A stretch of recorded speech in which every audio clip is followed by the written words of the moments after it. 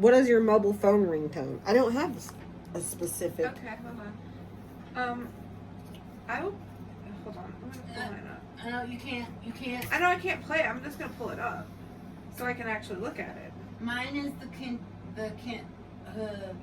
Cantina song from Star Wars. And then my text message tone is beaming in from Star Trek, where you beam in. And the reason I did that, because beaming out, is pretty much the universal one that everybody knows. But I chose beaming in because the text message is coming in, so it's beaming in. That's smart. My text tone alert is BB8, but I never actually set an actual ringtone. Everybody that I have that actually calls me has specific ringtones for all of them, and it's probably R2D2 screaming for most people. I don't remember what my text one is, but I think my ringtone is Constellation. One of the presets. Boring one. Mm-hmm. Okay, I can actually play BB8. The BB8. Yeah, you can play BB8. Okay, play R2D2 screaming. That's Imagine that going off in the middle of the night. It's happened, and it is terrifying. Gosh. I would die. My stuff's on silent I at just want to night. come in here while you're asleep, Beck, hold it next to your ear and press play. You would pay. You would pay for that. Why? How would I pay? I'd figure it out. Oh. I would. Oh. I may be shorter than you, but that's a good thing in this scenario because I can take you out your kneecaps. And then whenever I go down on my kneecaps, I can take you out on yours. Perfect. I'll just cry. I'll just break you guys apart and cry. We'll just both be on the ground crying because we knocked each other down. Oh my god. Yeah. And dogs would be barking. Both of our knees would be hurting. It'd be pandemonium. Okay, redirecting. Anyway. Did you mark that one? Yeah. Okay. Let's see. Do you ever turn a crisis into a story you tell with you as the star? What? You know what? No, we're not going to do that one. I mean, Really? Because I had an answer for it. Do you really? Yeah, I mean, you're telling a story because it's first person. Well, depends on what they mean by turning it into something. If they're talking about writing, like putting your personal experiences into like a novel or a short story, personally, I've never done it because I don't think my life is that interesting. Right. Would I, I guess, wait for my autobiography, people? That's never going to come out ever. It's Hey, never look, gonna we come can out always ever. plug Onions Make Me Cry. I don't even think it's available anymore. Hold on, I'm gonna look it up on Amazon. She published a poetry book, a very sad fucking poetry Oh, it's book. so sad. Oh my gosh, I was in a really dark place, and everything is about rib cages and stuff growing out of it, and bleeding and screaming and darkness and Oh god. Yeah, but I mean, it was something that you were feeling at the time, I know, and you were able to put it into words. Oh my gosh. You know, some Yeah, it's right here. people feel those things and can't put them into words. Onions Make Me Cry, Kindle edition by Hannah Halcomb. Is it viable? Yeah, it's right Oh. here. It's on Amazon. But yeah, it's horribly sad. It's so sad. It is 21 pages It long. is. Posted on January 14th, 2022. It's in English. I even have two depressing poems in there about the two people in this room. Yeah, I'm sure. Yikes. Okay, anyway. But yeah, not as the star, but I've had to retell the death of my mother so much that it's basically from a first person view, you know. That makes any sense. Talk louder. See, I'm sorry. I can't really think of a time that I've done that, or if I have done that, I don't remember. I mean, it's not like an overdramatic telling, you know. Well, the only time I think I could say that I did something like that is when I tell the story from when I was like 4 years old. And I was like, I remember it was this beautiful day. Oh, here it goes. I was in this blue little Electric car, just driving around, looking around. Such a beautiful day. And then all of a sudden, I looked forward and I was like, oh, there's a tree. And I just kept going straight. And I went, oh, the tree. It went vertical and then fell backwards. on top of you. And my grandma said, Hannah, are you okay? And I pumped my fist up in the air and said, I'm okay. That's basically, if that means that, then yes. Next. Ouch. What'd you do? Hit my elbow. Oh, baby. What constitutes betrayal?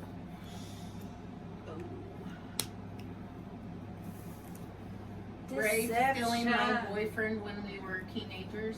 I'm sorry. While we were all on the phone together and I'd fallen asleep. Hilarious. Because now you're married. Sorry. I love that you still hold that against me. No, I just mention it whenever I have the chance. That's so... I love how you hold that against me. Okay, I have a theory. I think the reason you stole her boyfriend in the first place is because you already had feelings for Hannah and Yeah. you didn't want her to be with him, and so subconsciously you took him from her, so she didn't have nobody. I mean, Because you were like, she's mine.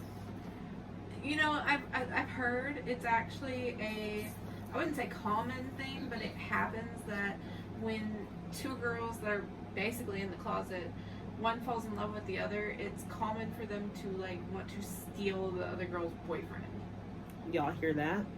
Watch your friends. Oh my god! No, I hear of that happening a lot now that I watch these TikTok compilations on YouTube. Like, girls stealing their friends' boyfriends and stuff, and I'm just like... Well, the thing is about it too, is I quit talking to Rafe for a month. Yeah, that was rough.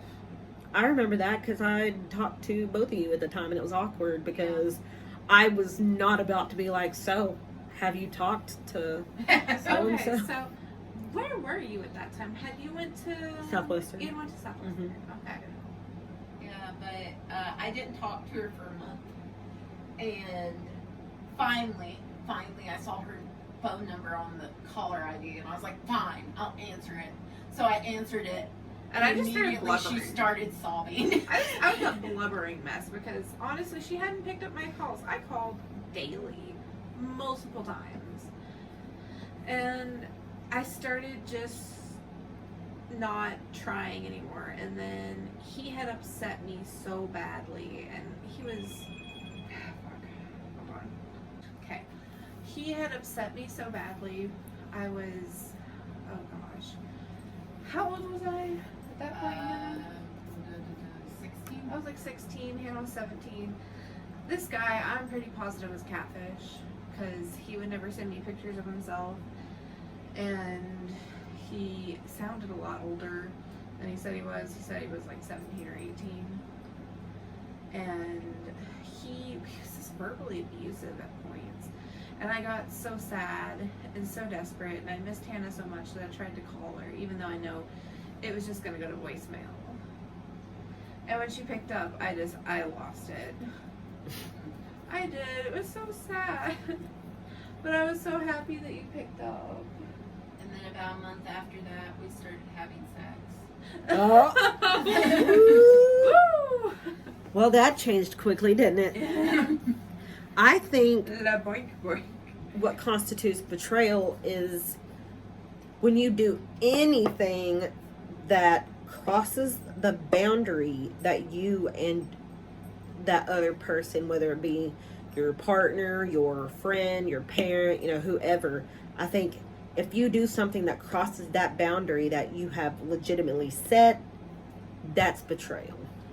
Yeah. I agree. But and I also think that it's a trust thing.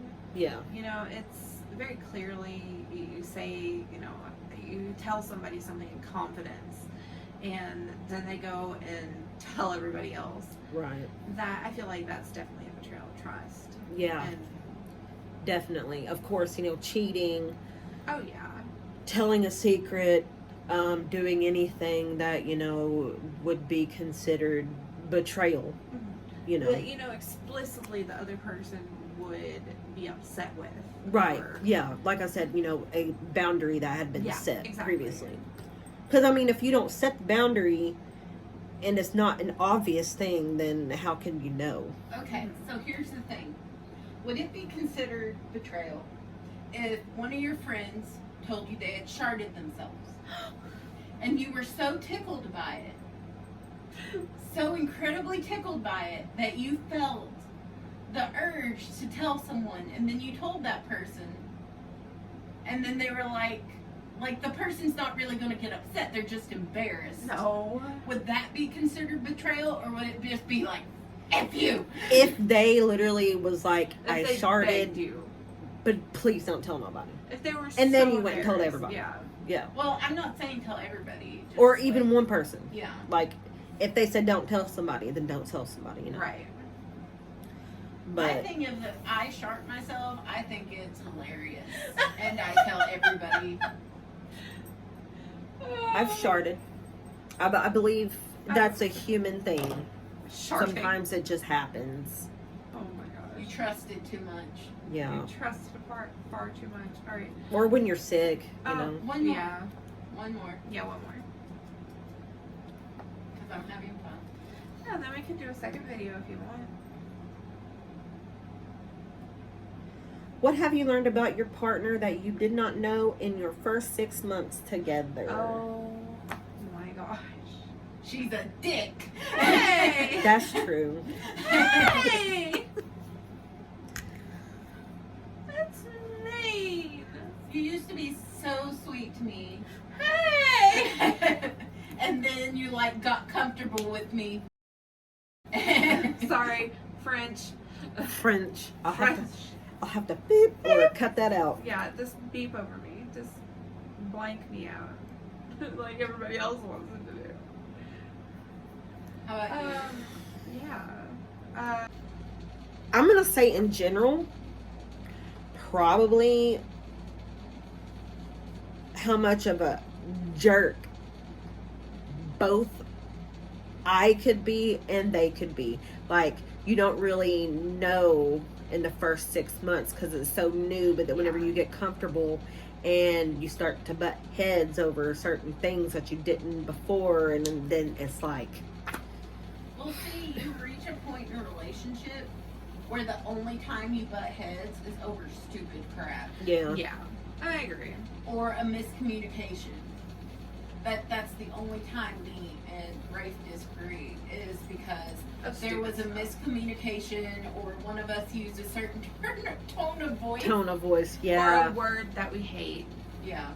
Hannah and I, our word that we hate, that we cannot stand, it will turn something into an absolute fight immediately, is whatever. Really? Yeah, because it's dismissive. It is so backhandedly dismissive. Just whatever, or okay, whatever. And then I will accidentally say it, and I will catch myself and I'm sorry, I didn't mean it that way. And I will, you know, but it's still that, ooh, yeah. Mine was always, bitch. Yeah. Like, unless you're playing with me, don't call me that. Yeah, no. You know, No. if we're in a fight, don't do it because I don't like it. No. I never call people I bitch never when do we're names. fighting. Do I do names? Sometimes. I'm sorry. I'm a bitch. But then I call you out on it, and see, this thing happens with me, right? She'll upset me, Yeah. and I'll get mad at her, and we'll start arguing, and then she realizes why I'm upset, and then she starts crying. I'm like, why are you crying? You're the one that upset me.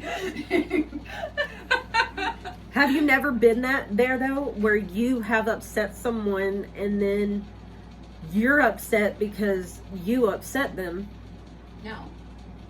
That's a common thing for me. Hate it. Yeah. No.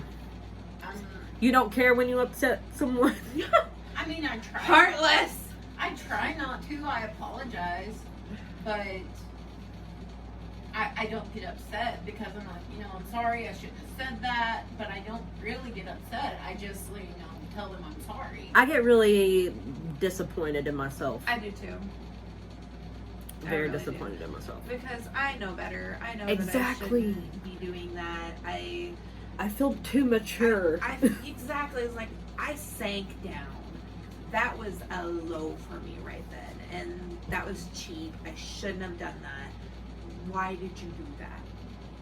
I only go for low belts whenever I am pushed there. And I've been pushed there. The thing is, I never go for the low. I always think about if I'm mad, I think about what I say before I say it.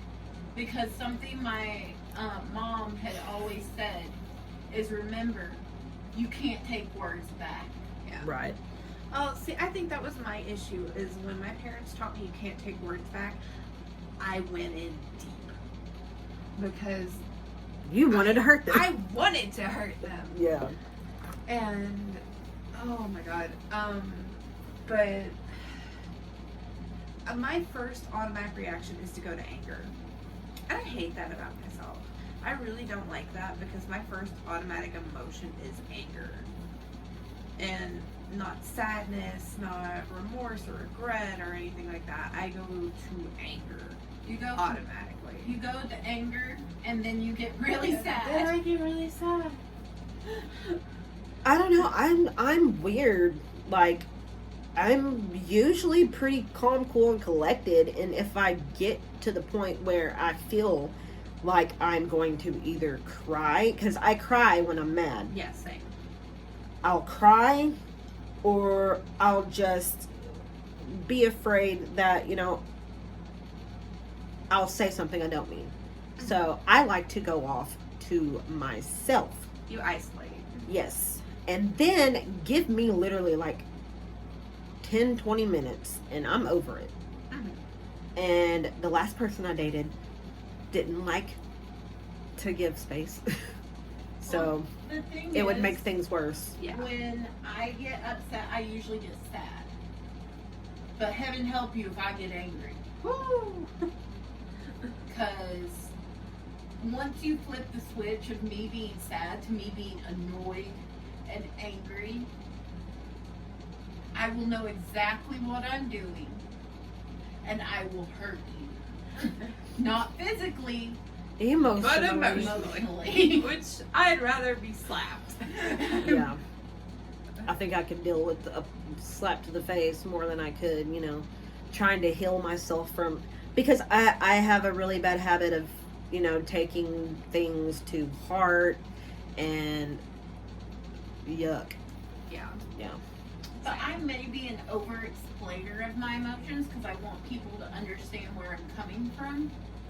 And sometimes with Grace, that's hard to do because she'll start crying and I'm like, please calm down. I'm trying to share how I feel with you.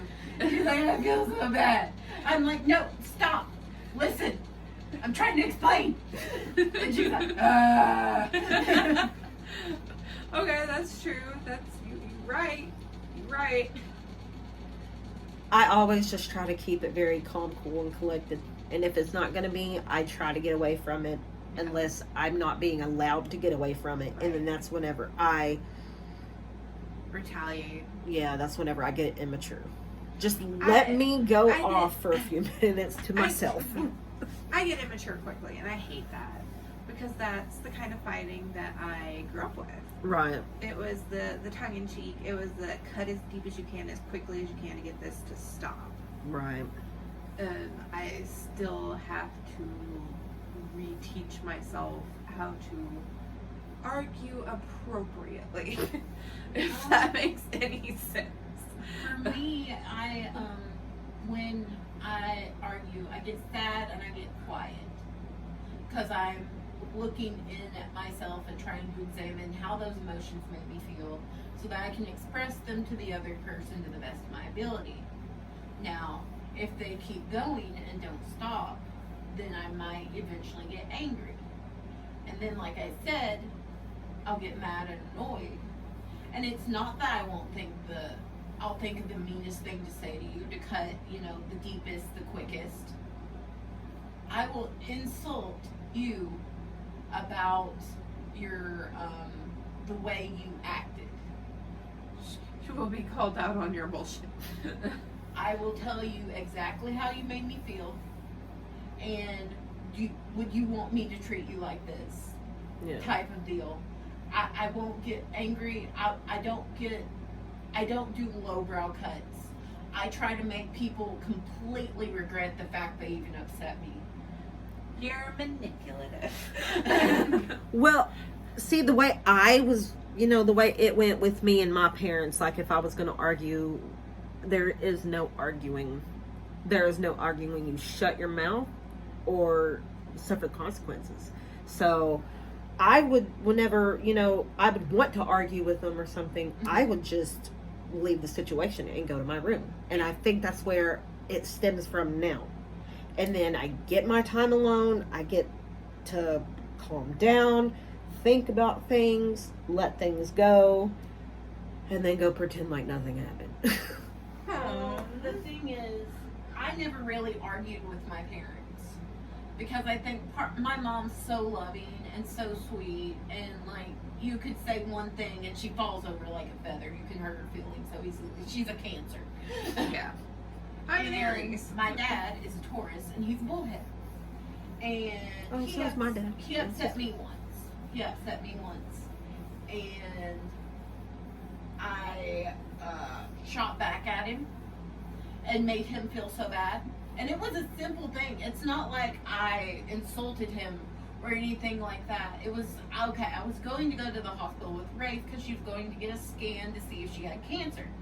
And I'd stay home from school because of it. And my dad said, no, you're staying home because you stayed home saying you were sick. So you're going to stay home. And I very calmly said to my dad, Dad, I'm only doing what I think you and Mom would do. And he got completely quiet. He said, well, I think your mom would do that. I said, I'm going to go sit outside now. He said, no, you can sit in here. He's never messed with me again. And how old were you? I was 16. Yeah. That's And I'm accurate. 32 now. Not much has changed there. But anyways, I feel like we have made these videos super long. Yeah. And we'll do something like this again. But I had a good time. Did you guys have a good I time? had a great time. I had fun. Yeah, that was really fun. love this. I love just talking to you guys. I do too. We should start a podcast. Not really. Bye. Bye.